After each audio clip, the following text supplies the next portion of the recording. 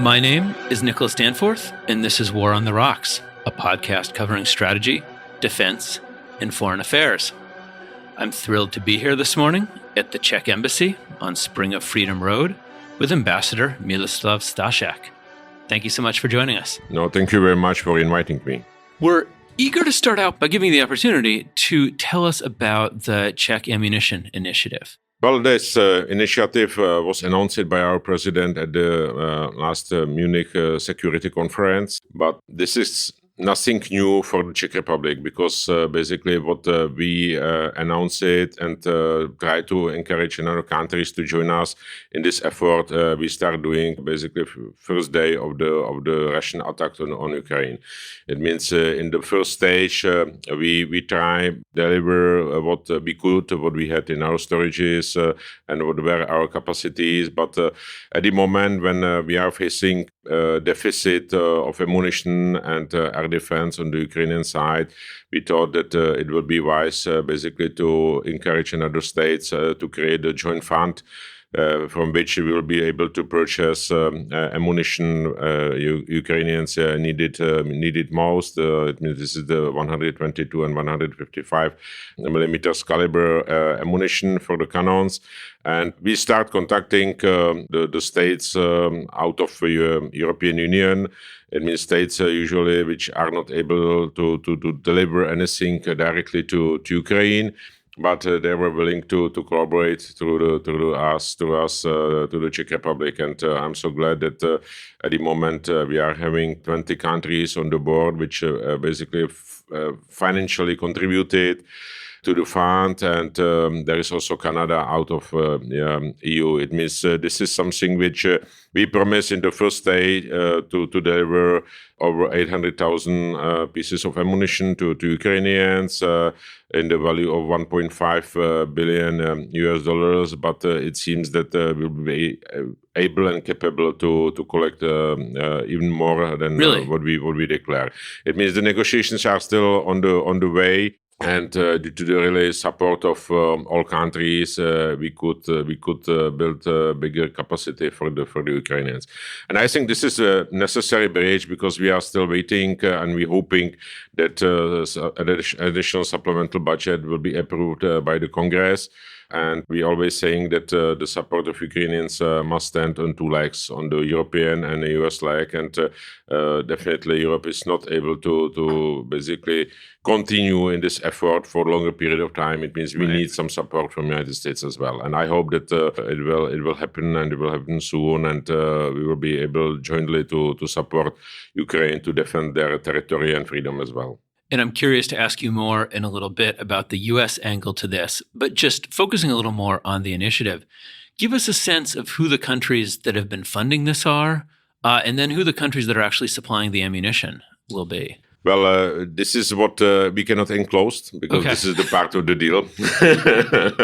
Yeah, it means I could confirm only about the amount where we are at the moment. Okay. Yeah. And so there's nothing further you can or will say about I where... think this is the maximum what I can share with you. What about challenges that are you're facing in trying to expand this project, in trying to bring it to fruition? Are there things that people in Washington should be attuned to in terms of ways that the United States can help overcome barriers that the project may be facing? No, the project is based mainly on the support from the European states and at the moment the Canada, United States not being active part of it, but we are still waiting that they will actively participating by their bilateral support of Ukrainians. It means that those pieces of mosaic will meet in Ukraine and will definitely help Ukrainians on the frontier. Because we are passing really a critical moment of the conflict, and the scale of ammunition which is shooted every day from the Russian side and from the Ukrainian side to the Russian occupied Ukrainian territory is huge. And we should balance somehow, because this basically encourages us to move outside of the Czech Republic and to bring another international community and countries together to this initiative as well. And so let me ask, I mean, you said obviously that the hope is that the United States will continue to contribute more to support Ukraine. you've shown with this initiative some of the steps that European countries can take in the absence of that kind of support. Moving forward, if the kind of assistance that you're hoping for, that a lot of people are hoping for from Washington, doesn't materialize, what other ideas are there? What other ideas do you all have for how Europe will continue to address this? We really try to encourage Speaker Johnson to move on this issue by joining a letter of the speakers of the European Parliament. We did the same on the level of European ambassadors. We are in regular contact with the members of the Congress, try to explain them what Europe is doing, what the member states are doing, and how important is alliance with U.S. in this particular issue. It means this is the activities what we are doing and focusing towards Congress. On our side, you witnessed that at the beginning of this year, European Union approved another budget of 54 billion euro of help to Ukrainians. Another budget is under discussion at the moment. It means we are really trying our best to keep and to fill the vacuum which is created by the absence of US at the moment. And you mentioned earlier when we were chatting that you have a number of high-level visits from the Czech government coming up.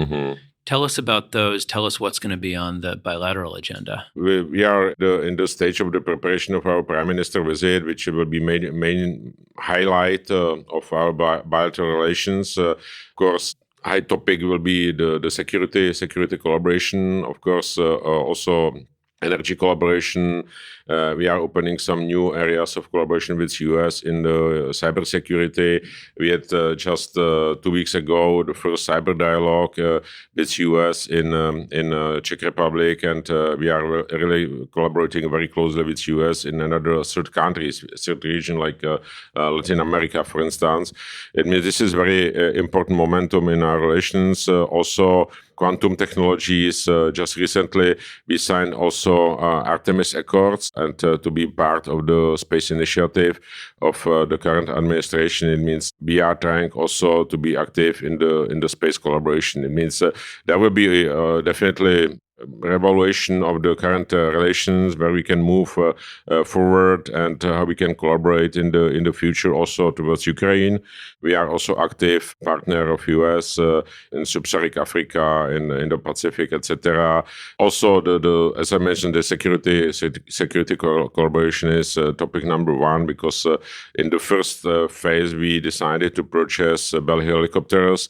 You recognize that at the beginning of this year we signed a contract for purchasing 24 pieces of F-35. It means general for us, US is a very important partner for, on one side, the modernization of our army and defense technologies, but also very important source of energy, because side effect of the conflict in Ukraine also brought the energy crisis, because before the conflict, we depend heavily on our energy resources from Russia. Now, right. Tell us more about how you all have managed that. Yeah, it was really tough period for us, because we said that we would like to diversify our energy resources immediately when the conflict started. It means we start contacting our partners, started with the diversification, but it's not easy, because usually for the deliveries of the energy resources like LNG, you need, and all partners are having the long-term contracts. It means to jump it in is not so easy. And we know it that for us will be critical the first 3 winters. We pass it too. Right. We were lucky because the weather was quite mild. It means what we had in the storages was enough basically to cover our need. But in the meantime, we make the deal with the Dutch government. We rented offshore terminal, and through this offshore terminal, we start importing the LNG from Louisiana and from Texas. Really? And now at the moment, there are under construction new terminals in the North Germany. It means it will be the key element for delivering more LNG to Czech Republic, but not only the Czech Republic, but to another Central European countries. It means this is one momentum. Of course, another parameter is nuclear fuel, because we got it and we received the fuel mostly from the Rosatom. It means this deal was also terminated, and now we signed the new deal with the Westinghouse. It means we are getting the fuel to our nuclear power stations also from our partners in United States. And at the moment, we are also discussing some possibilities to collaborate on the SMR, small modular reactors, because to fulfill the Green Deal and to be by 2050, to have our economy based on renewable sources of energy. I was also happy that we succeed together with France to convince the rest of Europe to declare the nuclear energy as the source of the renewable source of energy, and we are on the way of enlarging of our portfolio of nuclear capacities. At the moment, the Czech government is bidding for 4 new blocks, big blocks. And at the same time, we are negotiating the small modular reactors, which gradually supposed to replace the coal-based power stations in the Czech Republic. And so I remember when the conflict began, one of the big concerns that we at War on the Rocks covered, that everyone was talking about, was energy. And as part of the discussion of energy, how European public opinion would survive the challenges that came with the conflict, specifically energy being front and center of those, how this would affect European support for Ukraine, how this would affect European unity. What's your take, looking back after 2 years, on how Europe as a whole has fared, how European public opinion is held up, how European governments have worked together, failed to work together, improved their efforts to work together in dealing with this crisis? I think what the crisis brought is strengthening the relation in the NATO partnership, because really also the scale of unity which we witness within the NATO and within also European Union is something unprecedented, because we really, as the Central European took the initiative immediately at the beginning of the conflict. I mean, the main players were Czech Republic and Poland, and we started helping the Ukrainians immediately. And later, another countries from Benelux, France, later Germany, start supporting several initiatives we brought on the table. And the unity is great, and we keep this unity, which is a very important message to Moscow, because I think they underestimated the fact that they will be able to speak by one voice, to support it fully, the Ukrainians. And I think always Moscow counted on division of opinion within the European Union. Still, this is the 27 states, yeah. But this didn't happen, and of course, with the help of another partners, we were able to survive this critical period. And I hope that we are on very good move to completely change the platform of energy security in Europe. That definitely Russia is moving their focus specifically to China, to India, because there is no interest of most European countries to get their LNG and oil as well. But this is a great opportunity for the United States. It means to start playing the crucial role as the credible energy resource for the European Union. Yeah. But we are not depending only on the imports of the LNG from the United States. We are definitely dealing with the Norway, with another countries in the Middle East. It means basically what we need, we are buying on the international market. It means this is the mix of the resources. Yeah. I read an op-ed written by your foreign minister in conjunction with his Polish counterpart. And one of the things the op-ed stressed, that I know other Czech politicians have also emphasized, is that ultimately, after Ukraine, there's a real threat to NATO from Russia. How do you see the nature of that threat? Do you think this is something people here aren't necessarily attuned to? We don't want to underestimate Russia. Yeah, because we had our experience. We got it through the history of Munich agreement in 1938. And I think to showing the weakness to Russia is increasing the appetite of Russians to go farther. It means we need to be ready. I'm so glad that Czech government also adopted the new law that by this year we will be spending 2% of the GDP on the defense, which is our obligation of the NATO member state. And if you look to the scale of the member states before the conflict in Ukraine, only 4 countries spent more than 2% of GDP on defense. If you look this year, there will be 4 countries which are not spending 2% GDP yet on defense. It means this is a dramatic change of the security environment in Europe and energy environment as well. It means for us, because we learn our lessons in the past, and we are very careful, and I think what Russians understand well is the power. It means any weakness you show to Putin, I think he will take it as the opportunity. Now, you mentioned the Munich Agreement. One of the things that struck me reading the op-ed that I mentioned was that it was steeped in history. And I wanted to ask you, when I was reading that, so many of our debates in the United States about foreign policy do end up coming back to Munich as a reference point. I'm very curious to hear what those debates, what that metaphor, what that historical reference looks like from the Czech perspective. No, because we see some similarities to Munich Agreement in Ukraine. You see in 2014 when Russia attacked Crimea and took the Crimea from Ukraine. At the time, the West reacted by more or less symbolic sanctions against Russians, and everybody seems to be okay with by Russia, and the Russians will stop there. But now we are in 2024, and you can see what's happening in the east part of the Ukraine. It means this reminiscence with the Munich really is a wake-up call for us. And as I said, we see so many similarities, and that's why we are trying to explain also the European countries in the West and the U.S. as well that we cannot basically go on any half deal with Russians, and we really should stand with Ukrainians to the end of the conflict and to help them to get their territory back.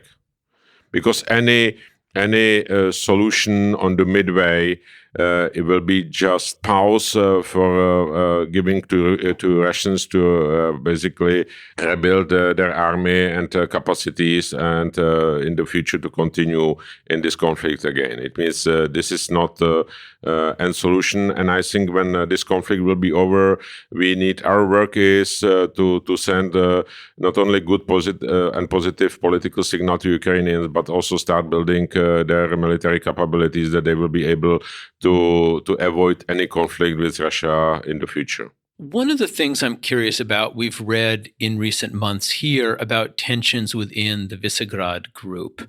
Drove by the Hungarian embassy on my way over here. It strikes me, Hungary is also a country that has had a very ugly history with Russian occupation, and yet clearly the current Hungarian government has come to a different political view than Czechia on what that means for Ukraine. Can you tell us a little bit about these tensions, about what your government's diplomacy has been doing to try to overcome them? Well, we had just because we have the Visegrád 4 presidency this year. It means you could witness that we had 2 major events. It was the summit of V4 in Prague, and later on the ministerial meeting of V4. And there is clear division that the Czech Republic and Poland are standing on one side, and Hungary and Slovakia are standing on another side. And the main division is how we see it, the support to Ukrainians, and how we see to deal with the Russia. It means the situation in Slovakia changed after the elections. Still, we see some differences when the Slovak Prime Minister is speaking for the domestic consumption and when he is outside. But still, the fact is that they are not ready to provide anything together with Hungary to Ukrainians, and the fact that, for instance, Slovak Foreign Minister met with the Lavrov is something what is unimaginable for the Czechs and Poles to do it. Yeah. It means specifically under those circumstances we are facing at the moment. It means this is the main division. Of course, we have they are our neighbors. We have normal economical investment collaboration. But on the highest political level, this division is there, and at the moment it's very difficult to plan anything on the platform of V4. It means we are trying also to get on the board, for instance, in the energy collaboration, the states like Germany, like Holland, like Italy, which are very important for us, and it's up to of course the Slovak and Hungarian government to basically re-evaluate what they are doing, but specifically Hungary is depending heavily still on the import of the energy resources from Russia. The Rosatom is building their nuclear power stations. It means this is the situation we are dealing with that, and we don't want to cut our relation with Slovak and Polish. This is nonsense. It means, as I mentioned, we are still neighbors. It means collaboration is there, but we, for instance, as the symbolic gesture of disapproval what the Slovaks are doing on the highest political level, we postponed the joint session of the governments. Can you explain it all? For having seen this up close, what's your understanding of how both voters and politicians in these countries could have come to such a different conclusion about the war than the people of the Czech Republic? Because we are still in the sphere of interest of Russia, because the major ambition of Putin is to rebuild the zone of influence. Russia had it. Those countries, and we are also part of it, that they are trying to really run a disinformation campaign. And they are playing with the different segments of the society.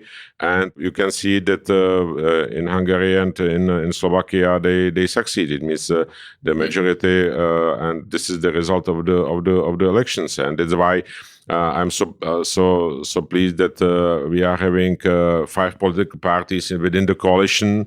And we never had such a four-West government and president that we were in the one line in the foreign policy, in the defense issue, in the energy strategies, etc. Because always in some countries you have the division between the president office and, of course, the government. Yeah, but this is not the case in our of the Czech Republic. Shifting geographic focus a little bit, you're sitting in front of a giant map of the world. It's as I look at it, I'm returning to what you said earlier about U.S. Czech cooperation in Latin America, in Sub-Saharan Africa, in the Indo-Pacific. Want to just take a minute to get your thoughts on what does that look like? How are our countries working together in such geographically far-flung regions? Well, of course, there are several topics we are working on.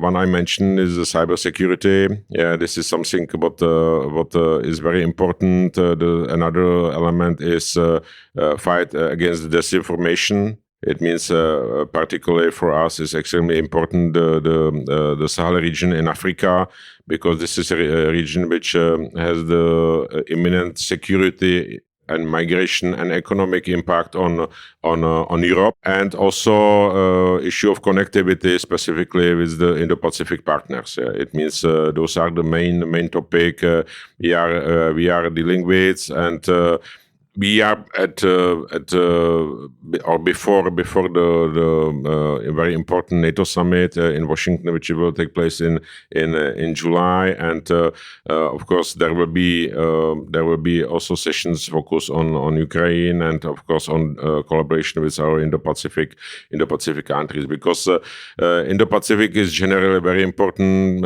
specifically for the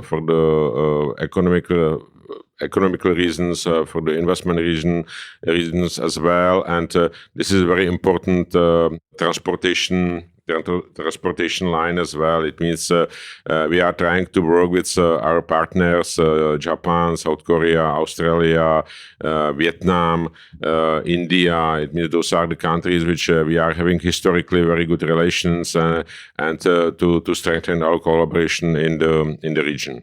One final question. I saw, looking at your resume, that you'd spent a fair portion of your career in the Middle East. You speak Arabic. It's hard to avoid what's going on there now. Very curious to get your thoughts on the conflict in Gaza, what its implications are for Europe, for the world. Well, of course, this conflict came in a very, very sensitive period of the conflict in Ukraine. It means the focus of public opinion immediately shifted, and we saw it in the public media that it shifted from Ukraine to Middle East. Of course, we condemned immediately this barbaric attack of Hamas on the 7th of October on Israeli civil population. Czechs are well known of very strong relation with Israel. It's coming back from 1948 when we helped Israelis on their request to defend Israel against the Arab states during the first Arab-Israeli war. It means the relations are very, very strong. It means we immediately offer the help to Israel. But now, of course, the situation is critical in Gaza, and what we are trying to do to ease the situation, humanitarian situation, means we approved several deliveries of humanitarian aid to Gaza, and what is a very important question when the conflict will be in the end, and I believe it will be in the end, what will happen with the Gaza? Yeah? Because we are still sticking to two-state solution. This is in our view, the only way how we can basically bring the stability to the regions. But in general, what's happening and what's changing in the Middle East is the fact that we are having, since the period when I served in the Middle East, there are the new and young generation of leaders in most of Arab states. And for instance, what the U.S. government did and introduced the Abraham's Accord, it was something what was impossible to even imagine 20 years ago when I served in the Middle East. It means this is something what is really positive and is the only way how to really stabilize the region. And it will be also very important to reach the agreement between Saudi Arabia and Israel. It means we were very close to this agreement, but unfortunately this Hamas attack moved everything away. But I still believe that this is realistic in the future. Any final thoughts before we close out today? Well, maybe on the scale of the relation between Czech Republic and U.S., because we haven't talked about that. I guess that's true with everything we've talked about. We barely. No, but really, this is something what I'm so happy as well to be as the ambassador of the Czech Republic to U.S. at this period, because on one side is extremely interesting period here, and the relations between both countries are on the historical maximum. And this is done by the circumstances, because in the period before, we of course had the strategic partnership, we had the dialogues, and but there was missing a little bit of contents of the relationship. But now, with the Ukraine, with the energy collaboration, with the security collaboration, with the opening some new areas in the science and technology, it means this is the new momentum on which we would like to build the future of our relation between the Czech Republic and the United States. Yeah, I had no idea before having this conversation that it was natural gas from Louisiana and Texas that was fueling homes. And well, of course, we have quite a big population on the size of the Czech Republic, big population of the Czechs in the United States. Officially is 1.3 million, and officially is 1.8 million. The majority of the population is in the central part of the United States, and the biggest population of the Czechs are in Texas. And Texas is at the moment, business-wise and investment-wise, state number one for our interest. And generally, the South states are very much business-oriented, and this is also seen on the interest of the Czech companies to come and to invest in also new areas like electromobility, because the core of our industry is based on the automotive industry. We are by the per capita, we are the producer of the personal cars, the biggest one in the world. We are producing 1.5 million personal cars annually. And due to the fact that we are, and our companies are the part of the global exchange, they are moving also with the big players to U.S. And there is the new center in South and North Carolina for the automotive industry, where the Czech Republic is active partner of it. We could go on a whole tangent about cars, about Czech automobiles, but I'm appreciative of your time. Realize we're reaching the end of the time that we scheduled, so I'll close things out there. Thank you so much for joining us. Thank you so much for talking about all of this. Thank you very much for having me, and looking forward to see you soon as well. Thank you. Thank you for listening to the War on the Rocks podcast. Please don't forget to check out our membership program at www.warontherocks.com/membership. You'll get Mike Kaufman talking about the war in Ukraine. You'll get Ankit Panda talking about nuclear war, and much, much else.